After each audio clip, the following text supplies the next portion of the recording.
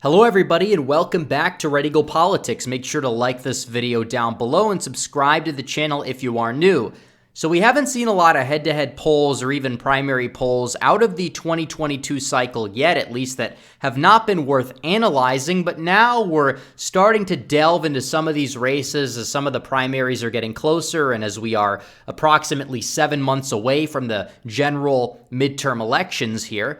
And we have new polls that are showcasing the fact that it is likely going to be a red wave across every single swing state. And we have to analyze some polls out of Georgia, North Carolina, and Pennsylvania for both the primaries and the general elections. We have Herschel Walker up against incumbent Senator Warnock, 49-45. And we understand these polls have a Democrat bias. I mean, they've underestimated Republicans in 2016, 2018, 2020. And there's no reason to believe that they're not underestimating Republicans now. So it might say 4 or 5 points, a lot of undecideds that disapprove of Joe Biden. It could easily get up towards 8 or 9 points. So we're going to get into this, but I have to tell you guys, the red wave is ahead of us. And what better way to celebrate the red wave by buying a Red Wave 2022 t-shirt from redeaglepolitics.com. We finally have a merch store, shop.redeaglepolitics.com. We have all sorts of designs. We have t-shirts, tank tops, hoodies, stickers, which could serve as decals that you could put on your car, coffee mugs, etc. It's all there at shop.redeaglepolitics.com. The link is in the description and the pinned comment. So we have these polls. We have this poll out of Georgia. Herschel Walker is over Raphael Warnock by 4%, and he is leading the Republican primary significantly. So it seems like Herschel Walker, the former Heisman Trophy winner, the former NFL running back, Pro Bowler, he is now in the lead. An acolyte of Donald Trump. He is up in the primary with close to 60% of the vote. That's even low for him. We've seen him up towards the 70s or 80s in the polls, beating statewide official Gary Black 57-13. It really seems as if Walker is going to clear the runoff threshold. He's not even debating in the primary, so it's pretty obvious that Walker is going to cruise to an easy victory. And you could see here that Brian Kemp is well below the runoff threshold in Georgia, because we see Brian Kemp, we see where he stands on election integrity and where he stands on immigration, and he's being hit hard. And Trump might even try to sabotage him if he wins the primary. I think a lot of voters know this. He's only at 43. David Perdue is at 32%. He's the second place challenger, and there are some minor candidates in the race as well that are probably getting, as you can see here in the primary, they're getting like 5, 2%, 17% undecided. Trump's going to be out there campaigning for Perdue. I'm pretty sure that this is going to go to a runoff, and at that point, I'm pretty sure Perdue is going to win. And either way, it seems as if you compare them to Abrams, Perdue is ahead of Abrams by 5% in this poll. Kemp is ahead of Abrams by 7%. But in terms of the voters that actually turn out, I firmly believe that Perdue would do far better against Stacey Abrams than Brian Kemp would do against Stacey Abrams. So do keep this in mind. Also, for the Secretary of State election, again, everybody knows Brad Raffensperger and how he handled the post-election process. A lot of people are very angry at Brad Raffensperger. He only has 29% in the primary. Trump backed Jody Hice, one of the more based congressmen in Congress, to be the next Secretary of State of Georgia. He's at 26%. This could go to a runoff. I think the undecided voters are probably going to break in favor of Hice because Raffensperger is not well liked among the Republican electorate. So either way, the Georgia swamp appears to be being cleared out. You're replacing the weak rhinos with better people. I mean, is David Perdue necessarily perfect? No, but he's much better than Brian Kemp. And then Jody Hice is unabashedly America first. Herschel Walker, I think he's got great intentions. He's an outsider. We need more people like that in the Senate. And as a result, I think he's going to be a very solid senator instantly, day one. I mean, he's defended Trump through and through, throughout all the controversial nonsense that the media hit him with. He was unwavering. He didn't necessarily pull your average Republican politician, your Marco Rubio, Tim Scott, etc., and say, well, this is a little bit of a problem or he needs to tone down. No, Herschel Walker doubled down every single time. And we need more people like that in the United States Senate. So keep that in mind. But also North Carolina, Ted Budd, a lot of people in the election mafia and the basement caucus were sitting here and saying, Ted Budd's going to lose. It's even more proof that Donald Trump has zero influence in the Republican primaries. But as you can see here, Budd is leading McCrory 38-22. McCrory is the former governor. He's also defeating Mark Walker, who is somebody who a lot of the establishment wanted Trump to originally endorse. 38-9. 23% are undecided. It is very possible Budd is going to be cracking 50%. And by the way, let me just say this. Let me be clear. Pat McCrory is running an awful campaign.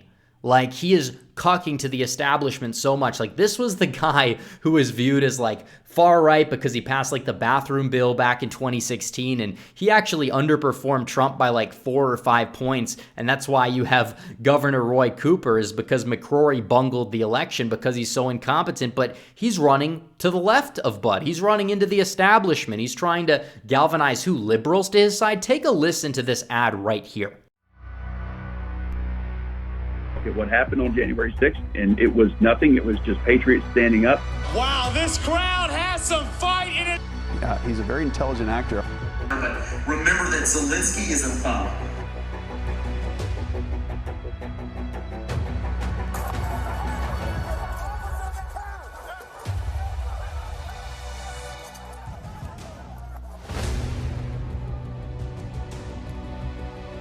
I don't know who that ad is supposed to appeal to. Liberals? Like, this makes me want to vote for Ted Budd. Like, this ad was tailored to make somebody who is your average Republican primary voter sit back here and say, hey, I want to vote for Ted Budd now. But Ted Budd is the best congressman in North Carolina. He's the best of that Republican delegation, which has a couple of solid people in it already. And I think he'll make a decent senator. So I'm very excited about that. But also for the general election here, you could look into that, and you could see the fact that this poll also, I believe, had Budd with a 7% lead. So we talk about electability.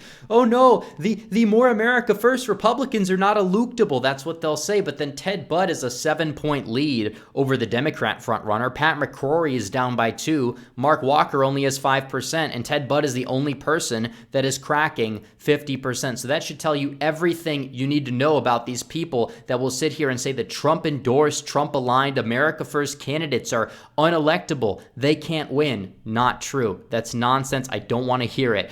And that's the way that it is. So polls looking good out of Georgia. They're also looking good out of North Carolina, and we like to see it. But there's also some polls out of the primaries that I think should be touched on as well. Beyond that point, looking at the poll out of Pennsylvania on the Democrat side, because this determines everything. Because if John Fetterman, far-left Fetterman, if he is nominated, Democrats are going to be a joke in the state, and turnout is going to dip for them, especially in the more establishmentarian Philly suburbs. And as a result, Fetterman is ahead of Conor Lamb, despite Lamb being at least the one that can masquerade as a moderate type of choice. And Fetterman has a 23-point lead, and the primary is literally a month from now.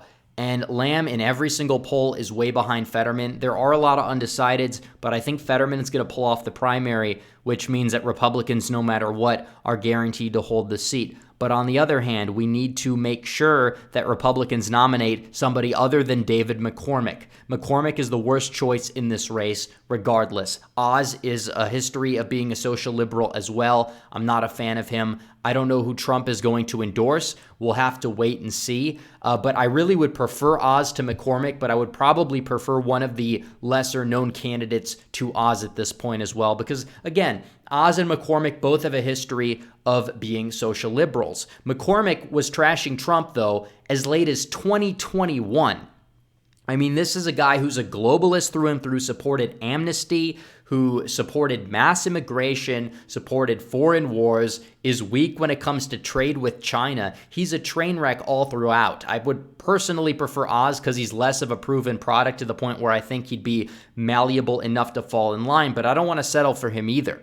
Like, I'm looking at some of these other candidates. I don't know who Trump is going to endorse, but there was a big opportunity for somebody like Scott Perry or one of the other solid congressmen in Pennsylvania to run for the seat, and they just never did, to the point where, yeah, no matter what, we might get a slight upgrade over Pat Toomey, although I think McCormick is arguably worse, and I think Trump knows this, and hopefully Trump endorses somebody not named Dave McCormick. I haven't looked into Jeff Bartos too much, but it also shows that some of the lesser known candidates that might be a little bit better tend to be polling over 10% now, which they weren't before. So we'll have to see if Trump gets behind one of those. It's possible that one of those three, between Bartos, Barnett, and Sands, could pull ahead, but we'll just have to see. Also, Sean Gale might be the best choice in the race. I just don't believe he has much of a shot. He isn't running a campaign that's on the internet at all, and he's at 4% in the primary. So I would have really liked to see Trump have endorsed him from the get-go,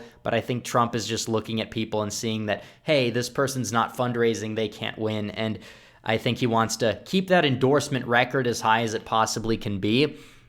And I think it's unfortunate that that's the way that Trump works, but at the same time, when he makes a good endorsement, it's a good endorsement, but sometimes he can make endorsements that are counterproductive, and we'll have to see what happens in regards to Pennsylvania. But either way, Scott Perry should have ran for this seat, but hey, maybe he's holding out for 2024 because it's going to take a real beast to take down another beast, because Casey has been an electoral juggernaut for so long, and I think he could be beatable, especially if Trump is on the ticket, but you need somebody strong to do it, and I think somebody like Scott Perry might be the guy. So anyways, guys, thanks for watching this video. Please like this video down below, comment down below, subscribe to the channel, hit the bell for notifications so you never miss another video. Follow me on social media. The links are all in the description down below, and buy the merch. The link is in the pinned comment.